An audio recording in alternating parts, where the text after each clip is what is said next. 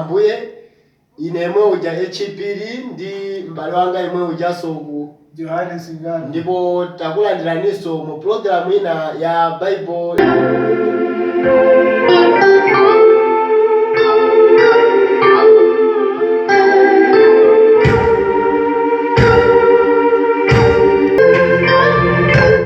Ndipo lero lino ine ndamene ndisamwise mbale wangayo ndi mafu.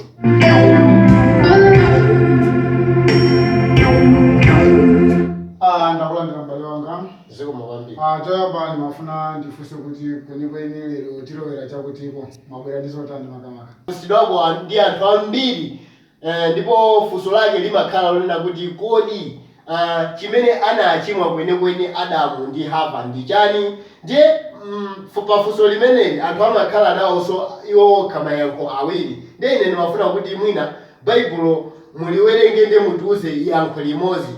Amanena kuti mwina Adamu anachimwa atapanga chigololo. Paipa ndesi pamanenero kuti anapanga chigololocho ndi ndani, koma anachimwa atapanga chiwerewere. Ndeso enanso amanena kuti Adamu anadya chibalobalo chipaso kapena kuti chibalobalo cha mtengo. Ndiye tayankhulani bwinobwino pamene pakuti kodi zikomo kwambiri mbale wanga chifukwa cha funso lanu labwino kwambiri. Yeah. Ndikuyankhani moteremu. Tikamamva makamaka mbiri ya Adamu ndi Hava, kuchimwa kwa Adamu ndi Hava anadya chipaso. Anadya chipaso. Baibulo limatifotokoza kuti anadya chipaso cha mtengo wapakati umene unali munda mwa Edeni. Baibulo limafotokoza choncho. Komabe kufotokozanso kwa anthu ena amaganiza choncho kumene kuti mwina mwake chipaso chimene chadalanguvimba isa sichinali chipaso koma chinali nati anachita chigololo. Ena amaganiza chomwecho. Koma tikasata kwambiri Baibulo imene mafotokozera pa Genesis 3:6. Amafotokozana kuti anadya chipaso. Ndiso nthawi imene ankadya chipaso chimenechi kunena kuti anayamba kudya anali mkazi. Mamuna kunalibe anayamba kudya anali mkazi. Mkazi atadya anamutengera kukampasa ndani? Kukampasanso mamuna wake. Mamuna wake ndikutani? Ndikudya. Zimene zikusonyeza kunena kuti sichinali chigololo. Chifukwa chigololo suchita munthu mmodzi, chigololo mumachita nonse limodzi. Akanakhala kuti mwina anachitira limodzi, mmene amadya kudya anadyera onse nthawi imodzi, kanatha kunena kuti mwina mwake anativimbaisa koma sichinali chiti? Sichinali chiti. Genesis 3:6. Komanso ndithu tikaseserekanso musi momwe muso mukawerenga Genesis 1, Genesis 4:1 amafotokozanso zokhuzana zikizo zokhuzana zimene zizi kuti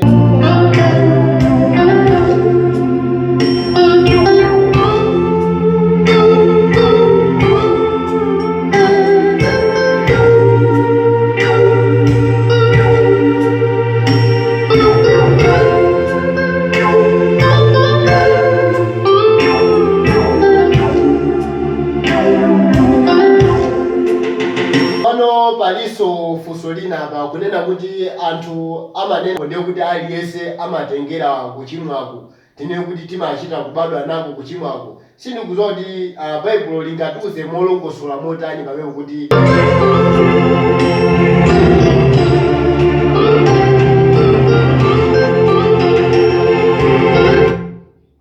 ndifotokoza moteremu ndizoonadi kuchimwa kwa Adamu sikunathera kumipacha.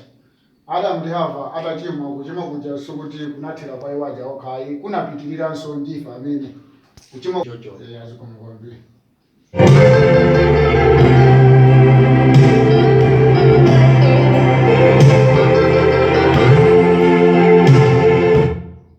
Tikawerenganso buku la Genesis lomwere. Genesis 3:14 mwina kufika chama 15. Kufotokoza ndithu mene zinatikhuzira ndani, zinatikhuzira ifeyo. Kuti kuzake kunalikotereko. Adamu adachimwa ndi Hava analandira chilango. Chimene chinatolekera kwa ndani? Kwa Mulungu. Mulungu anapereka chilango kwa ndani? Kwa iwo aja. Akupereka chilango chotere chija anapasa Adamu chilango chake mukuchimwa kwake, Havaso naye mwakutaniso mwakuchimwa komanso longa khale choka jena achimwisa chaso inalandiranso chilangonso mwakutani mwakuchimwa kwawo. Adatezo ja Mulungu ndithu chilango chija adachipereka ngati temberero. Ndikhulupirira temberero sokulemaliziwe. Anapereka ngati temberero. Ndikutembererani kukangata kwapusa chitemberero. Ndiye kumapeto kwa temberero kuti Mulungu sanasire supompaja anapitiriza kunena kuti ngakhalenso mbewu za ndani? Mbewu zanu. Chimozimozi mwina temberero libwere pa inu ndakukuzaninso ngakhalenso mwana wanu. Soza kuti mwana wanu uja limukhuza temberero foti lachokera kwa ndani? laperekedwa kwa inu kuphatikizidwanso ndi ndaniso ndi mwana wake chimodzimodzi mmene ndithu tchimo limene linatikhuzira ndani linatikhuzira ife ananena kuti anatembereredwa Adamu ndi anazidwanso ndi mbewu zake. Tsopano ife ndife mbewu za ndani? Ndife mbewu za Adamu. Ndiye mwinanso mukapeza nthawi muzawerengeso buku la Aroma 5 verse ya 12 amafotokoza kunena kuti ati ife ndiochokera kwa ndani? Kwa Adamu. Akufotokoza ndithu ife ndiochokera kwa Adamu. Soiza kunena kuti mene amati mbewu zanunji amatanthauza ndani? Amatanthauza ifeyo. Ndithu mbale wanga ndeni kanena kuti ndithu zinatikhuza.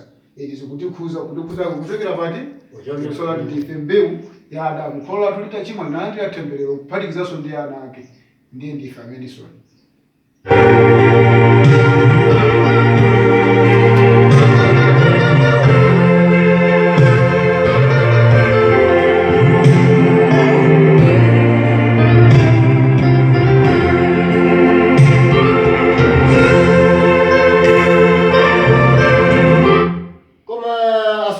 Tinene kuti Adamu ndi Hava adalibe mwayi woti atha kulapa mu nthawi imeneyi chifukwa tikuona kuti apapa mwina sanalape kapena analapa sindikudziwa kuti inyo mutiuza zotani pamenepo. Funso labwino kwambiri.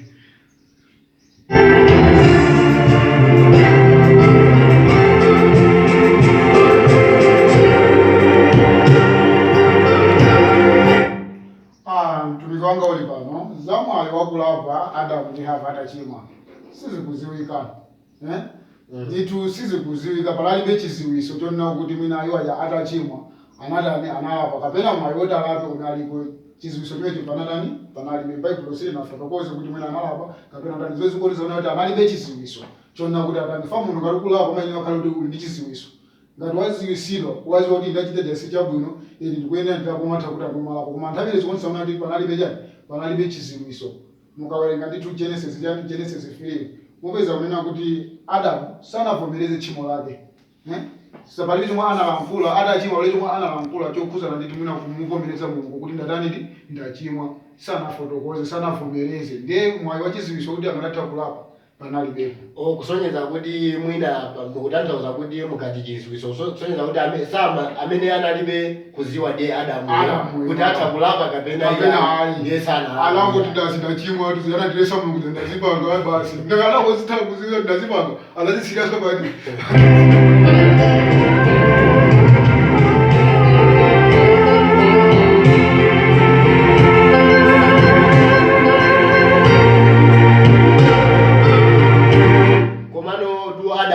Tikumva m'Baibulo mukuti anabisala pena paketu atavala masamba anabisala pamenepo kumene silili gawo loti kulapa iyayi pamenepa nantayakula ndipo ndiso pamenepo.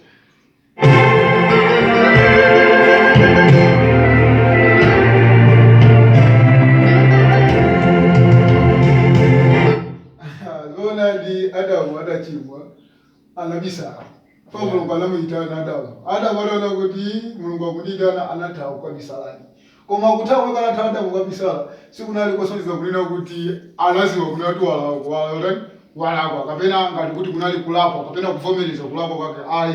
Koma china muthawisa Adamu ataziyang'ana anachiona kuti aliwa maliseche. Baibulo limafotokoza kuti anatenga masamba ndikuzitani ndikuziveka. Ndiye mmene Mulungu amamuitana Adamu yeja anathawa.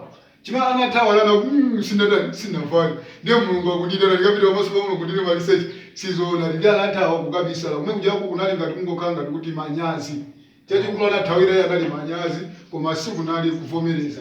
Fonso akangati kunaka anavomereza.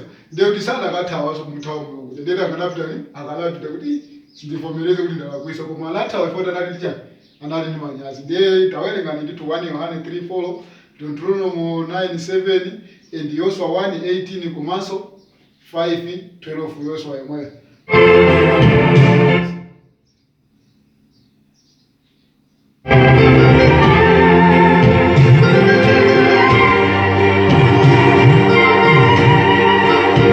Imene muokondedwa amene ndachezera naye m'bale Johane Singano musiku nalo lino tero kuti manambala ndiye omwe aja amene timakupasani aja ikakhala yanga ndiye ndi positive 27798130 ndipo 940 kumapetoko. Ndiye kuti mupezeka kuti mwandipeza ine nkufunsa funso lina lililonse limene inu mukuliona kuti mukafunsa likuthandizani komanso lithandiza anthu ena. Ambuye akudalitseni. Sindikudziwa ngati m'bale muli ndi choyankhula. Ayi letu ndikunyadireni chifukwa cha kupezeka kwanu komanso chifukwa cha mafunso abwino amene munabwera nawo. Ndikhulupirira omvera athandizika, omvera aziwanso zimene samazidziwa zokhuzana tchimo la Adamu ndi Hava. Abandi kunyadireni ndithu kakhala kothekaso Ambuye akusogolereni kuti Sabata ali kubwera tizakumanenso muzabwerenso ndi mafunso ena kapena sothawa ndakufikire ndiso ndili ndi mafunso ena. Ziko kwambiri m'bale wanga. Ndakunyadirani m'bale wanga. Ziko. Ziko.